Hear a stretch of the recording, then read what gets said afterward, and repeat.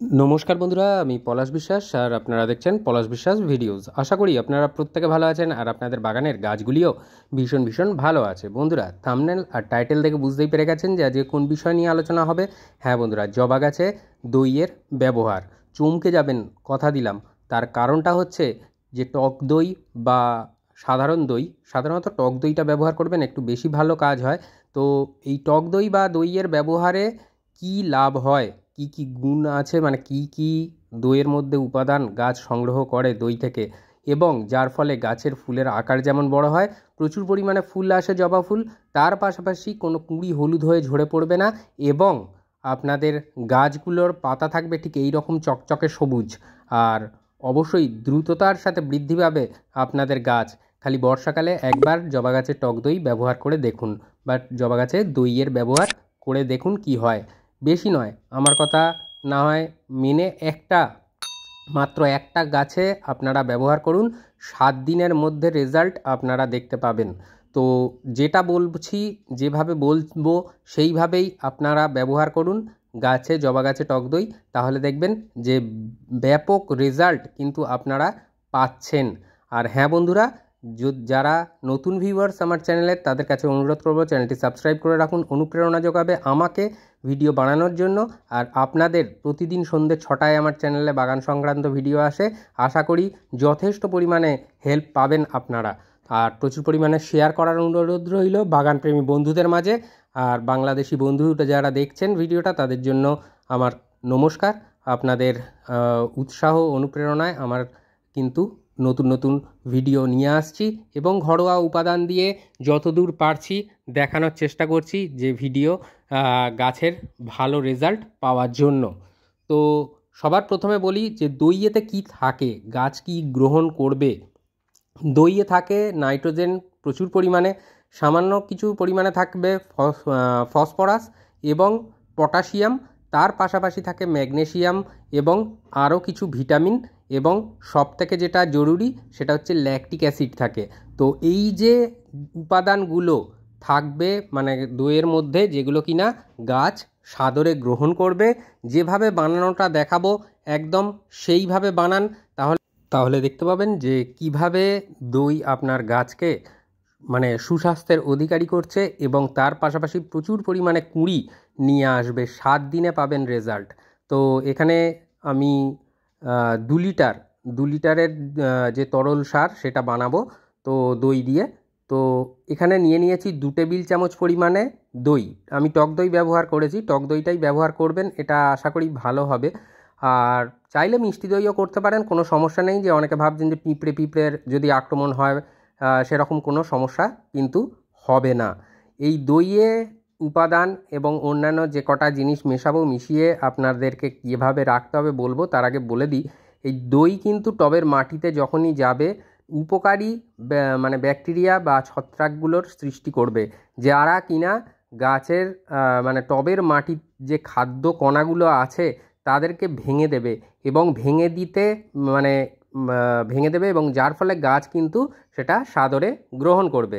তো এখানে 1 লিটারের একটা রঙের কন্টেনার আছে, আমি এখানে 1 লিটার জল নিয়ে নিয়েছি।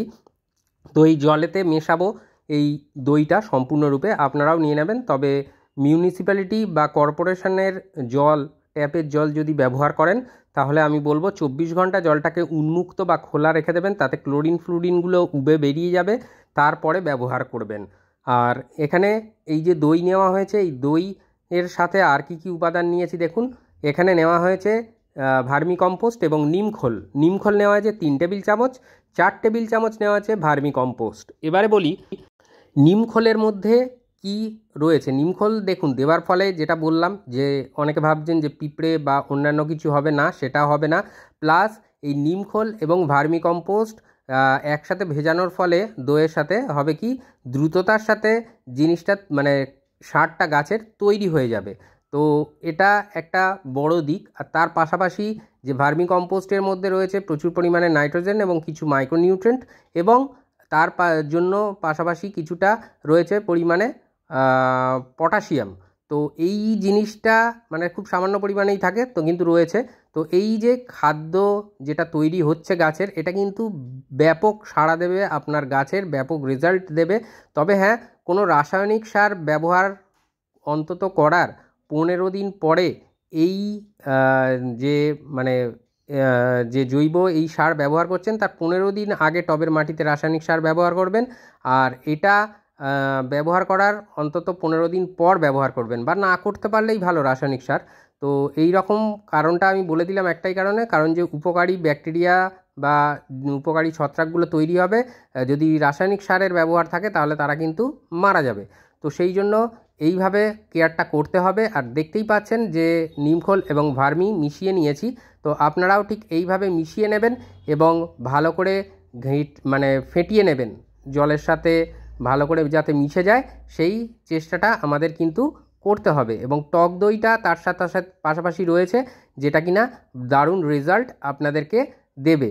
তো এটাকে ভিজিয়ে রাখতে হবে অন্তত 2 থেকে 3 দিন আপনারা ভিজিয়ে রাখবেন।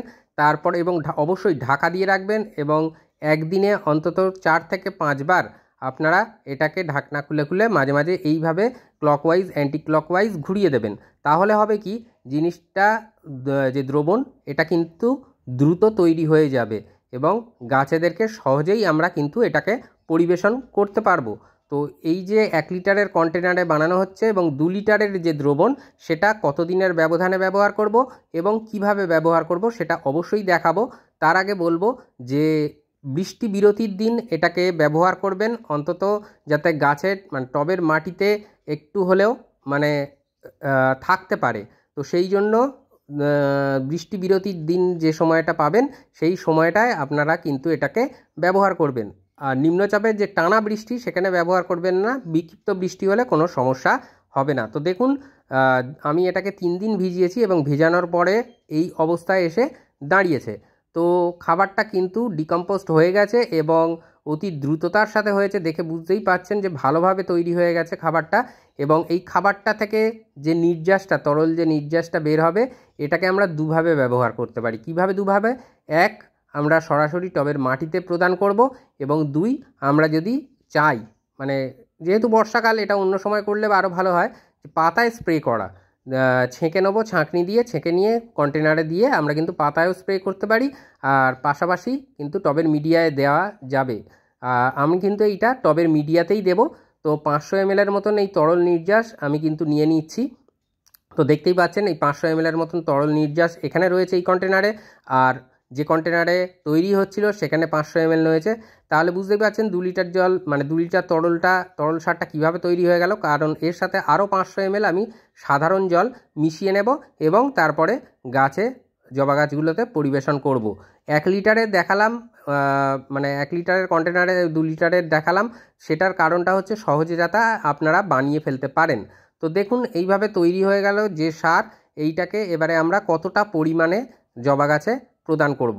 তো একটা কথা বলে রাখি, যেটা জবা গাছ ছাড়াও কিন্তু অন্যান্য গাছেও দেওয়া যায়, তবে ক্যাকটাস, স্যাকুল্যান্ট বা ইনডোর প্ল্যান্টগুলোতে দেবেন না। এছাড়া কিন্তু যে কোনো গাছ, যেমন গন্ধরাজ গাছ, অপরাজিতা গাছ বা করবী ফুল গাছ, যে কোনো গাছ, অ্যালামন্ডা গাছ, সব গাছে কিন্তু এটাকে প্রদান করা যাবে। তো এটা একদিক থেকে মাটির পিএইচটাকে মানে পিএইচ লেভেলটাকে একটা ভারসাম্য রাখবে, এই পিএইচ লেভেলটাকে একটা নির্দিষ্ট জায়গায় নিয়ে আসবে এবং তার পাশাপাশি আপনাদের গাছগুলো কিন্তু নতুনভাবে খাদ্য সংগ্রহ করতে পারবে। তাহলে বুঝতে পারছেন বন্ধুরা যে কিভাবে এই কেয়ারটা করে ফেলতে হবে আমাদের। তো এখানে দেখুন এটা 200 ml থেকে 250 ml এর মতন জল কিন্তু এতে ধরবে। তো সেই তরল নির্যাস আমরা 10 থেকে 12 ইঞ্চি টবের জন্য দিয়ে দেব। টবের মিডিয়া যেন একেবারে শুকনো না থাকে, কারণ অনেকের শেডেতে গাছ থাকে, তো সেক্ষেত্রে শুকনো থাকতে পারে। তো শুকনো অবস্থায় দেবেন না, হালকা ময়েশ্চার থাকবে সে মতো অবস্থায় আপনারা কিন্তু টবের মিডিয়ায় দিয়ে দেবেন এই তরলটা। আর কতদিনের ব্যবধানে দেব, এটা আমরা সপ্তাহে একবার করে দিতে পারি। আর গরমকাল হলে গরমকালেতে এটাকে আমরা সপ্তাহে 2 বারও ব্যবহার করতে পারি, কিন্তু বর্ষাকালে সপ্তাহে 1 বার করে আমরা দেব। শীতকালেও আমরা সপ্তাহে 1 বার করে এই তরল সার দিতে পারি। দেশি জবা, বিদেশি জবা, যে কোনো জবা গাছেই বা যে কোনো ট্রপিক্যাল ভ্যারাইটির জবা গাছে আমরা কিন্তু এটাকে প্রদান করতে পারবো।